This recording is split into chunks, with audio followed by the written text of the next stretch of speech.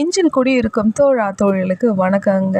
அண்ணாவே ஃபயருன்னா அவரோட அப்பா எப்படி ஃபயராக இருப்பாருங்க. அவர் ஒரு மீட்டிங்கில் பேசும்போது, என்னப்பா எல்லா படத்தையுமே ரொம்ப தைரியமாக மனசில் பட்ட மாதிரி வெளிப்படையாக படம் எடுக்கிறேன்ட்டு அப்போவே என்னை கூப்பிட்டு வந்து பெரிய பெரிய ஆட்கள்லாம் வந்து என்னை பாராட்டினாங்க, திட்டவும் செய்தாங்க. என் மனசில் பட்டது, நாட்டுக்கு எது நல்லதோ அதை நான் வெளிப்படையாக எடுத்தேங்க.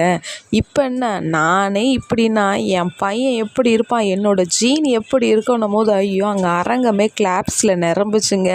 அப்போ வந்து அவங்க விஜய் அண்ணாவோட அப்பா என்ன தெரியுமா சொன்னார், பிறக்கிறது ஒரு வாட்டி தான், வாழுறது ஒரு வாட்டி தான், அது என்ன தான் ஆகுதுன்னு பார்த்துடலாமே, என்ன இந்த சலசலப்புக்கெல்லாம் நானும் என் பையனும் பயந்துருவோன்ட்டு பார்க்குறீங்களா?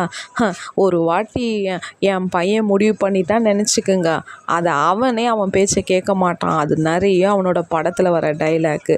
நானும் அப்படி தான், ஒரு படத்தை எடுக்கணும், அதை எடுத்து முடிக்கணும்னா எக்காரம் கொண்டு அதை பின் வாங்க மாட்டேன்.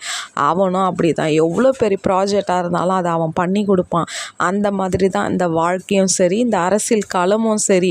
அதால் தான் இந்த மைக்கை நான் எப்போவுமே டச் பண்ணி பேச மாட்டேன், கையை கட்டின்னு பேசுவேன். ஏன்னா மைக்கை பிடிச்சின்னு பேசினா பல உண்மைகள் வந்துடும். லைக் பண்ணுங்கள், சப்போர்ட் பண்ணுங்கள், கூட இருக்கிற பெல் பட்டன் அமுத்து.